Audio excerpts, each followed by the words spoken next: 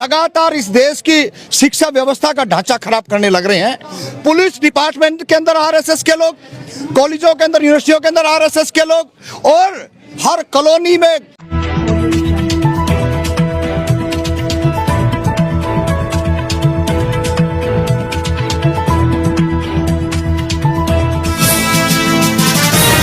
ने कहा वो उसकी अपनी राय है जिसकी पुष्टि नेशन न्यूज इंडिया नहीं। घरों में आरएसएस के लोगों को बैठा दिया है। सुबह 4 बजे 5 बजे लोगों का काम होता है, बच्चों का काम होता है, पेरेंट्स का काम होता है कि बच्चों को स्कूल की तैयारी कराएं। लेकिन यहाँ क्या होता है, कुछ गुंडे वो आकर के बच्चों को उठाएंगे, कलम की जगह पे लाठी पकड़ाने का काम कर रहे हैं। ये पूरे का पूरा तंत्र देख रहा है, पूरे का पूरा इस देश के लोग जान रहे हैं। उसके बावजूद भी कहीं ना कोई सुधार नहीं है। क्या आप लाठी पकड़ा करके इस देश को कहां ले जाना चाहते हो? अरे आप कलम पकड़ाइए, आप स्कूल की व्यवस्था को ठीक करिए ताकि इस देश के अंदर अमन शांति और भाईचारा बना रहे। आप कर क्या रहे हैं? आपको खुद सोचना चाहिए। और जो व्यवस्था के अंदर जो लोग बैठे हैं, जिसकी जिम्मेवारी है इसको ठीक करना, वो भी अपना कर्तव्य, अपना दायित्व निभाएं। ये सरकार हमेशा नहीं रहनी है, ये सरकार चली जाएगी। किस मुंह से आप देखोगे, किस मुंह के साथ आप जनता के सामने आओगे कि आप इतनी चाटुकारिता करते हैं? हमने देखा है, जो आदमी बात करता है, जो हक अधिकार की बात करता है, जो पीड़ितों के साथ खड़ा है, जो बच्चों के साथ खड़ा है, उनके ऊपर झूठे मुकदमे। हम कहते करो मुकदमे। हमने तमाम जेलें देखी हैं और तुम्हारी लाठियां भी देखी हैं, डरे नहीं। और आगे भी हम इन छात्रों को कहना चाहते हैं कि भाई अगर पढ़ लिख करके भी अपनी अगर जुबान बंद रख ली तो कोई फायदा नहीं है पढ़ने का। आप बोलिए और अपने हक अधिकार के लिए। जब आपके खुद का ऊपर तलवारें लटकी हुई हैं, जब आपका खुद का हक अधिकार छीने जा रहे हैं, अरे खुद 2 करोड़ नौकरियों की बात करने वाले और हम जैसे बेरोजगारों को जो 15 लाख जो अकाउंट में देने की बात कर रहे थे, यही जंतर मंतर था जो 25 से और 40/20 के जहाँ पोस्टर लगा रखे थे। कितने करप्शन की बात कह रहे थे, कितने घोटाले गिन रहे थे, लोकपाल लेकर के आ रहे थे। कहाँ चले गए आज वो सारे के सारे जो सत्ता के अंदर बैठे हैं और सत्ता की मलाई खा रहे हैं। वही घमंड था, वही अहंकार था इन लोगों को जो आज बैठे हैं कि हमने जनता को मूर्ख बना लिया, बेवकूफ बना लिया, जेब खाली कर ली, डकैती डाल दिए। अब जनता समझ गई। री एग्जाम हो गया है नीट का, अब तो सब कुछ निपट गया आसानी से। सेना ने जो है पेपर पहुंचाया है, जो सेंटर रहे हैं। मोदी जी 45 मिनट तक रुके हैं एयरपोर्ट पर बच्चों की खातिर। वो तो काफी सेक्रीफाइस कर रहे हैं अब तो। देखिए 45 मिनट रुकने से कोई फायदा, क्या फायदा होगा? जब आपने पहले जो आपकी जवाबदेही थी, उससे पहले यहाँ के देश के नागरिक, देश के बच्चे, देश के युवा कह रहे हैं कि शिक्षा मंत्री का इस्तीफा। भाई आप क्यों रुक रहे हो? आप इतनी देर बैठ के वहाँ क्यों आराम फरमा रहे हो? क्यों जनता के टैक्स के पैसे पे मौज मस्तियां मार रहे हो? आपका एक ही तो काम था, शिक्षा मंत्री को हटाओ ताकि व्यवस्था के अंदर बैठे हुए, सरकार के अंदर बैठे हुए लोगों को डर हो, भय हो। लेकिन आप वो काम नहीं कर रहे। इस्तीफा देने से आपका जो काम वो नहीं कर रहे हो। आप तो एक नया प्रोपेगेंडा, नई एक इस देश की गोदी मीडिया को एक नया ट्रेंड दे जाते हो ताकि वो उसको पूरा दिन चलाते रहे और अपनी दाल रोटी उनकी चलती रहे। देश के युवा खूब समझते हैं। इस देश के आज पढ़ने लिखने वाले छात्र हैं, वो हमारे जमाने वाले नहीं है जिसको साइन भी नहीं करना आता था और वो नौकरी कर गया सरकारी।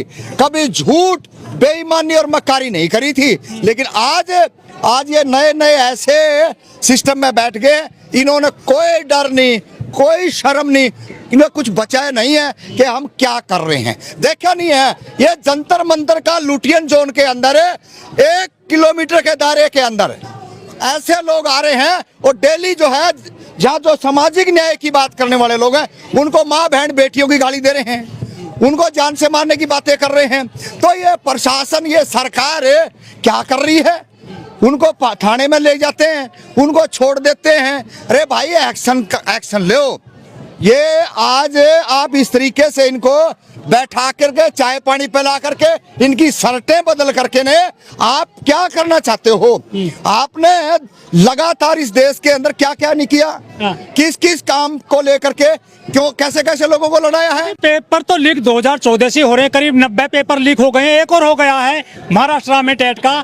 तो ये क्या समस्या हल हो जाएगी शिक्षा मंत्री का इस्तीफा लेने से? बिल्कुल हल हो जाएगी। हाँ।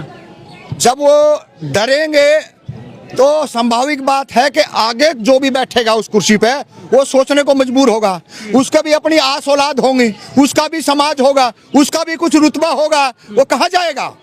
उसको भी तो कुछ शर्म हया होगी ना कि वो काम आगे नहीं कर पाए, इसीलिए इस्तीफे पर रुके हैं, इसीलिए इस्तीफे पर रुके हैं। नहीं तो ये देश का बच्चा, ये देश के छात्र जानते हैं, कहने की जरूरत नहीं है। आंखों में आंख डाल करके और ये इनकी हाथ से जुबान निकालने का भी काम कर देंगे अगर ये समय रहते नहीं सुधरे तो। हम आप रोक नहीं पाएंगे और ना ये फौज रोक पाएगी। ये फौज हमने भाजती देखी है 2016 के अंदर जब दंगे हुए थे और इन्होंने ही दंगे फैलाए थे।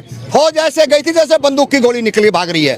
तो समय रहते सबकी जवाबदेही है, सबकी जिम्मेदारी है, हमारी भी जिम्मेदारी है। हम भी अपनी बात को नपे तुले शब्दों में कहना चाहते हैं कि गलत मत कराइए। आप समय आज आपकी जिम्मेवारी है, जिस कुर्सियां पे आप बैठे हो, चाहे आप सत्ता में बैठे हो, चाहे प्रशासन में बैठे हो और चाहे कोई आदमी खेत खलिहान में भी बैठा हो, उसकी भी जवाबदेही और जिम्मेदारी बनती है अपने काम। शिक्षा मंत्री साहब ने तो ट्वीट करके बोल दिया, एक इंटरव्यू में बोला था कि ये जो आंदोलन कर रहे हैं ना, ये दहशतगर्दों की टीम है, टुकड़े टुकड़े गैंग बता दिया गया है इन सभी स्टूडेंट्स को। देखिए वो क्या कह रहे हैं, जो खुद दहशतगर्द हों, खुद जो है 2002 के दंगे में बहन बेटियों के घरों से तलवारों से सौ निकाले हो, उनसे उम्मीद करोगे आप? भाई थोड़ा बहुत तो कुछ सोचना पड़ेगा ना। जो लगातार इस देश के अंदर किसानों को लेकर के किस तरीके से कीलें बिछवाई गई, किस तरीके से जेसीबी चलाई गई है, ये तो हम सब जानते हैं। तो छात्रों को कहां बख्शेंगे? बच्चे किसके? किसान के है ना, मजदूर के है ना, अडानी अंबानी इनके नहीं है, राजनेताओं के नहीं है। ये राजनेताओं के एक भी व्यक्ति ये बता दे, ये जितने मंत्रालय में बैठे हैं या ये पॉलिटिकल लोग हैं, इनके बच्चे कोई भारत में नहीं पढ़ता है। ये तो इन छात्रों को पता नहीं है, ये तो उनको जानकारी नहीं है। सारे विदेशों में पढ़ रहे हैं और उसके बाद में हमारे बच्चों के लिए जो छोटा मोटा स्ट्रक्चर है जो पिछली सरकारें तैयार करके गई थी, वो भी बंद कर दिया, बंद ही कर दिया। और उसके पैनल में यूनिवर्सिटियों के साथ में कॉलेज खोल दिए। अब हमारे बच्चों को यूनिवर्सिटी और कॉलेज का समझ नहीं आ रहा है, वो सारे के सारे जो है यूनिवर्सिटी में जाने के बजाय कॉलेजों में फंस रहे हैं, और वो भी प्राइवेट। कह रहे कि इस्तीफा दीजिए शिक्षा मंत्री जी, क्या लग रहा है, रहा आसान दिख रही है आपको जो स्टूडेंट यहाँ पर आंदोलन कर रहे हैं? नहीं रहा, बिल्कुल आसान है। स्टार्टिंग में ऐसा लग रहा था कि हो सकता है थोड़ा संघर्ष ज्यादा करना पड़ेगा, लेकिन जिस तरीके से लोगों के अंदर आक्रोश है और युवा जो है जंतर मंतर पे आ रहा है, लगातार कंटिन्यू बने हुए हैं, तो बिल्कुल साफ है कि कहीं ना कहीं सरकार दबाव में है। और जिस तरीके से कल जो पेपर, आज का जो पेपर लीक हुआ है पहले महाराष्ट्र में, तो उससे जनता के अंदर और भी जो है आक्रोश बढ़ गया है। तो स्वाभाविक बात है कि अब हम जीत की तरफ हैं, इस देश का छात्र जीत की तरफ है।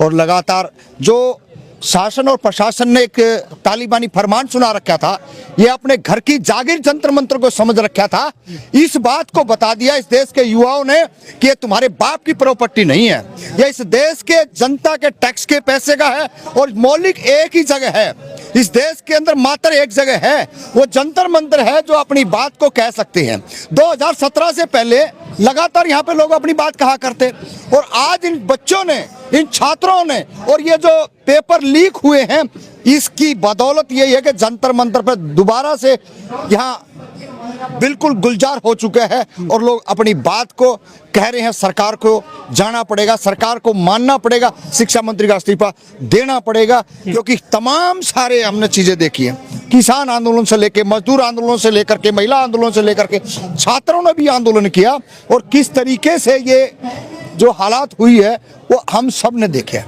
लेकिन जो आंदोलन भी चल रहा है दिल्ली के जंतर मंतर पर स्टूडेंट्स का, उधर दूसरी तरफ जो पेपर भी लीक होते जा रहे हैं, ये रुक क्यों नहीं रहे हैं पेपर लीक होने से? देखिए सरकार के अंदर जो लोग बैठे हैं ना, वो बहुत ढीठ लोग हैं, वो अपने आप में बहुत बड़ा अपने आप को समझ के बैठ गए हैं। जो लंबे समय से सत्ता का जिन्होंने मुंह नहीं देखा था और उनको गलती से सत्ता मिल गई है, तो अपने आप को पता नहीं कितना बड़ा तुर्रम खा मानने बैठे हैं, और वो इसीलिए ये अहंकार में इतने बड़े बड़े फैसले ले रहे हैं। अगर वो सावरकर की तरह माफी मांग लेते तो अनशन नहीं करते, बैठते नहीं हैं। ये तो महान लोग हैं, क्रांतिकारी लोग हैं जो लगातार सरकार प्रशासन से लड़े और लड़के ने जमानत करवाई, आज भी मुकदमे चले, लेकिन देश के लिए, बच्चों के लिए अनशन पर बैठे हैं। ये हमारे लिए बहुत अच्छी बात है, लेकिन ये तानाशाही सरकार है। हम तो मंच को, आपके माध्यम से मंच वालों को कहें, गलती से एक फैसला मत ले लेना, अमर अनशन का फैसला मत लेना। ये सरकार जो है आपको मारना चाहती है। आप आंदोलन करिए, आप भूख हड़ताल करिए, आप इनसे लड़िए, लेकिन अगर आपने गलती से ये फैसला ले लिया तो भाई बड़ी मुश्किल हो जाएगी, बड़ी मुसीबत हो जाएगी।